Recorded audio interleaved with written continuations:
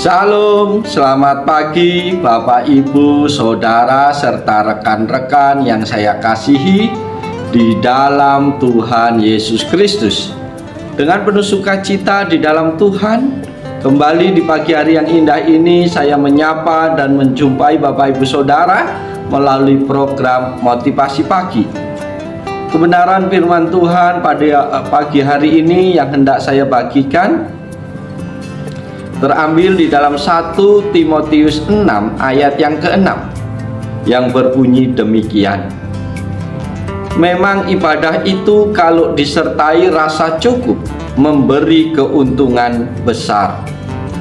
Bapak, Ibu, Saudara, rekan-rekan di dalam Tuhan Yesus Kristus, rasa cukup, kata ini penting untuk kita bedah sehingga kita punya pengertian yang benar terhadap ibadah yang sejati.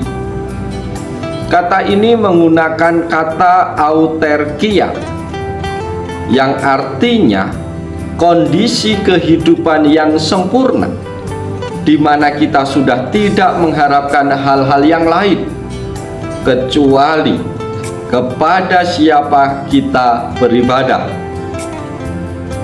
Ibadah adalah sebuah perjumpaan antara Allah dan manusia dalam sebuah rangkaian kebersamaan. Pertanyaan kita di pagi hari ini adalah apa yang dimaksud dengan ibadah yang disertai rasa cukup itu? Ada berapa pengertian ibadah yang disertai rasa cukup? Yaitu yang pertama, ibadah itu haruslah gambaran ucapan syukur kita kepada Tuhan. Para sahabat motivasi pagi yang dikasihi dan yang diberkatin Tuhan, ibadah disertai rasa cukup adalah sebuah makna ucapan syukur kita selama kita mendapatkan apapun dari Allah tanpa menuntut dari Allah dan membandingkan dengan sesama.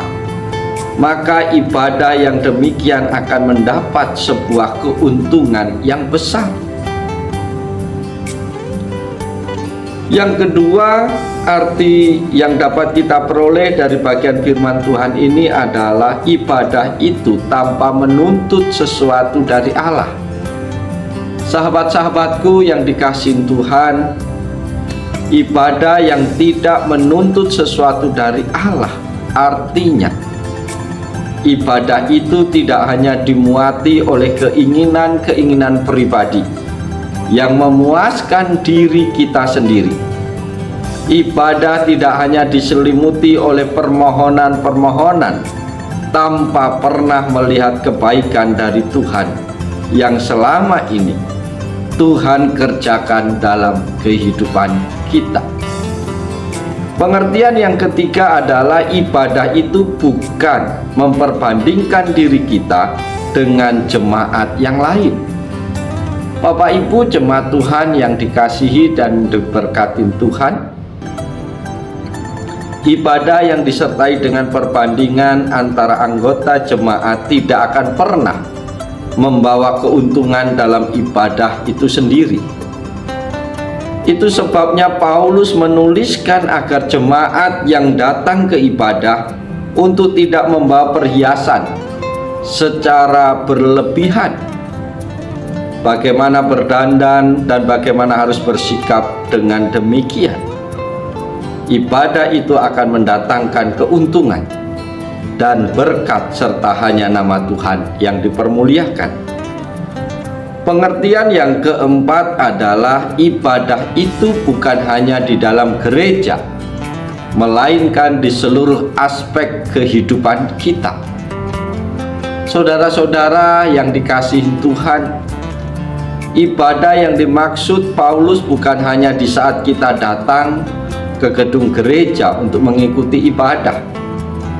Ibadah yang diinginkan Tuhan adalah ibadah yang melibatkan keseluruhan hidup kita setiap hari dan bukan hanya di akhir pekan.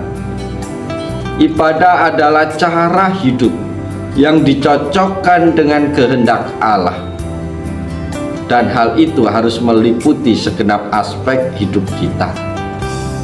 Bapak, Ibu, Saudara, serta rekan-rekan yang dikasihi Tuhan, jika kita beribadah disertai dengan rasa cukup, maka kita akan memperoleh keuntungan besar. Apakah keuntungan besar yang kita peroleh melalui ibadah itu? Jawabannya adalah yang pertama, kita memiliki persepsi yang positif terhadap keadaan.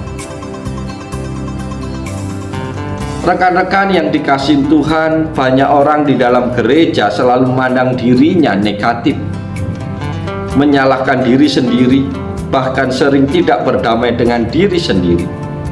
Bisa dipastikan bahwa pribadi yang demikian ini sulit mengalami pertumbuhan iman, juga sulit untuk menemukan diri yang sesungguhnya. Keuntungan yang kedua adalah kita mampu menghitung karya Tuhan dalam hidup kita. Kekasih-kekasih Tuhan, kebiasaan orang yang tidak pernah bersyukur karena mereka merasa tidak cukup, dan gaya hidup yang seperti ini membutakan mata kita terhadap apa yang Tuhan telah lakukan dalam kehidupan kita. Terkadang yang sering terjadi dalam diri kita yang selalu merasa kurang alias tidak cukup, mengukur diri dengan membandingkan dengan orang lain. Keuntungan yang ketiga adalah kita bisa bertumbuh menjadi lebih dewasa. Bapak, Ibu, jemaat Tuhan yang dikasihi Yesus Kristus, kedewasaan salah satunya dicirikan oleh bagaimana kita mengembangkan rasa cukup dengan bersyukur atas segala berkat Allah. Rasa cukup di sini bukan berarti kita tidak mau melakukan sesuatu yang lebih lagi. Juga bukan berarti kita tidak mau bergerak atau pasif, lalu hanya menerima keadaan apa adanya, melainkan mampu menempatkan diri kita dengan baik di atas semua kondisi dan situasi hidup kita. Bapak, Ibu, Saudara yang dikasihi Tuhan, mari kita melakukan setiap ibadah kita dengan rasa cukup, karena itu mendatangkan keuntungan yang besar dalam hidup kita. Mari kita kerjakan seluruh ibadah kita tiap-tiap hari dengan penuh sukacita. Jangan merasa ibadah menjadi beban, tetapi menjadi kesukaan, karena kita akan bersekutu dan berjumpa dengan Sang Pencipta. Oleh sebab itu, mari kita jalani seluruh kehidupan kita hari ini dengan penuh sukacita, dengan penuh semangat.